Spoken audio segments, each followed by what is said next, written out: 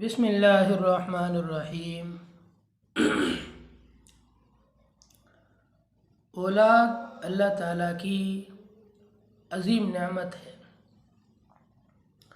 اور اس نعمت کے ملنے پر جتنی بھی خوشی منائی جائے وہ کم ہے، اور اس کی تربیت کرنے کی فکر کی جائے، اور تربیت بچپن ہی سے کی جاتی ہے۔ اس لیے بچے کے پیدا ہوتے ہی ہمارے نبی علیہ الصلاۃ والسلام کی سنت یہ ہے، اور آپ کا طریقہ یہ ہے کہ جیسے ہی بچہ پیدا ہو تو سب سے پہلے اس کے کان کے اندر اذان اور اقامت پڑھی جائے۔ دائیں کان کے اندر اذان، بائیں کان کے اندر اقامت، سیدھے کان میں اذان اور الٹے کان میں اقامت۔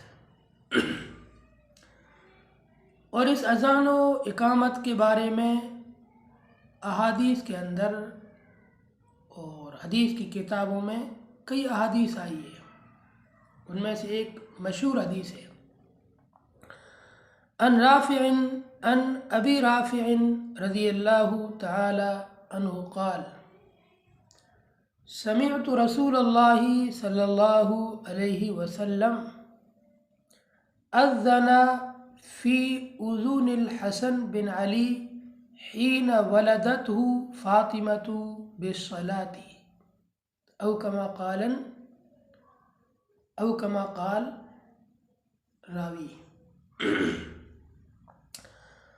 حضرت ابو رافع رضی اللہ تعالیٰ عنہ سے مروی ہے، فرماتے ہیں کہ میں نے جناب نبی کریم صلی اللہ علیہ وسلم کو حسن بن علی کے کان میں نماز والی اذان کو دیتے ہوئے سنا جب ان کو حضرت فاطمہ نے جنا۔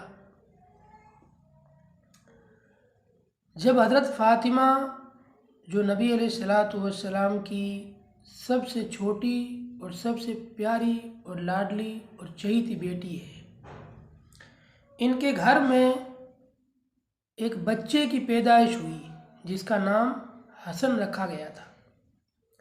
جب حضرت حسن پیدا ہوئے تو نبی علیہ الصلاۃ والسلام تشریف لائے اور آپ نے اپنے نواسے کے کان میں اذان پڑھی۔ حضرت ابو رافع کہتے ہیں کہ میں نے خود اذان دیتے ہوئے سنا۔ صحابی کہتے ہیں کہ میں نے خود نبی کو دیکھا کہ آپ اپنے نواسے کے کان میں اذان دے رہے ہیں۔ دائیں کان میں اذان دی جائے، بائیں کان کے اندر اقامت کہی جائے۔ اس اذان و اقامت کا کیا فائدہ ہے؟ کیوں دی جاتی ہے؟ علماء نے، محدثین نے، فقہا نے اس کے 3 فائدے لکھے ہیں۔ سب سے پہلا فائدہ یہ ہے کہ اذان کے کلمات جیسے ہی بچے کے کان میں گونجیں گے شیطان وہاں سے دفع ہو جائے گا، شیطان بھاگ جائے گا، اور شیطان کے اثرات سے یہ بچہ محفوظ ہو جائے گا، مامون ہو جائے گا، بچ جائے گا۔ شیطانی اثرات اس پر حملہ آور نہیں ہوں گے، ورنہ بچوں کو کبھی نظر لگ جاتی ہے، کبھی کوئی دوسری تکلیف شروع ہو جاتی ہے، تو کان میں اذان دینے سے شیطانی اثرات سے بچہ محفوظ ہو جاتا ہے۔ دوسرا فائدہ یہ ہے کہ اذان کے جو کلمات ہیں، ان کلمات کے اندر توحید اور رسالت کا اعلان ہے، توحید اور رسالت کی اعلان کیا گیا ہے۔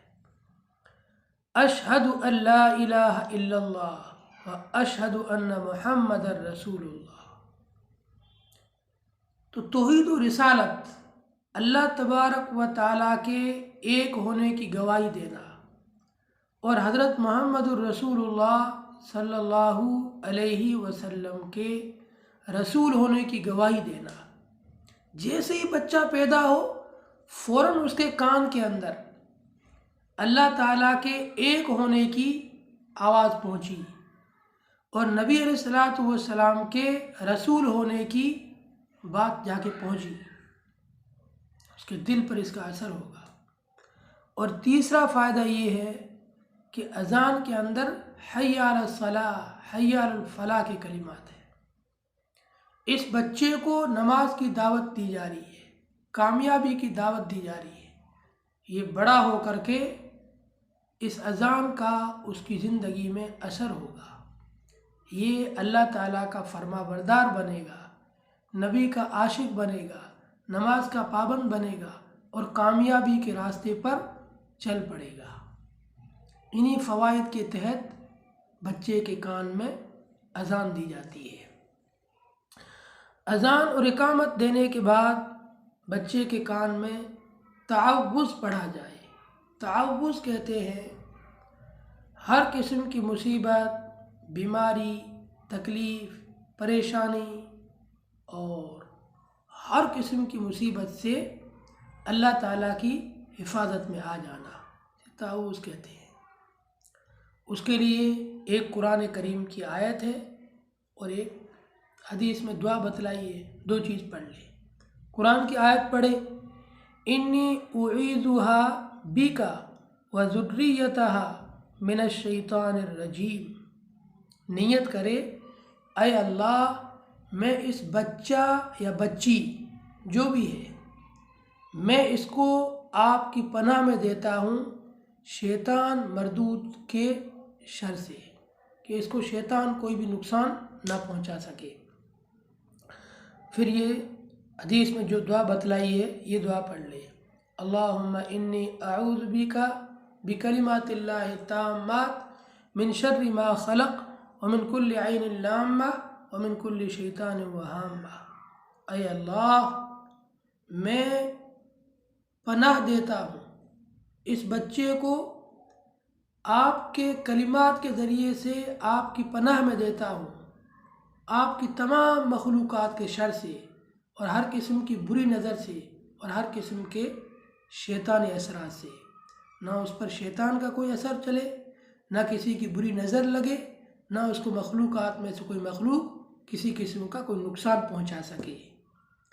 یہ دعا اس بچے کو دے، انشاءاللہ اس اذان، اقامت اور ان دعاؤں کی برکت سے پوری زندگی وہ بچہ سلامت رہے گا، تندرست رہے گا، صحت یاب رہے گا۔ اللہ تعالیٰ نے جن حضرات کو اولاد کی نعمت سے نوازا ہے ان کی اولاد کو ان کے لیے آنکھوں کی ٹھنڈک اور دل کے سکون کا ذریعہ بنائے، اور جو ابھی تک اولاد کی نعمت سے محروم ہیں ہماری دعا ہے کہ اللہ تعالیٰ ان کی گود کو بھی اولاد کی نعمت سے بھر دے، ان کی جھولیوں کو بھی اولاد کی نعمت سے بھر دے، ان کی مرادوں کو پورا فرمائے، اور ان کے گھروں کے اندر بھی بچوں کی کلکاریاں اور بچوں کی کلبلاہٹ اور بچوں کی چہچہاہٹ گونجے۔ اللہ تعالیٰ قبول فرمائے۔ السلام علیکم۔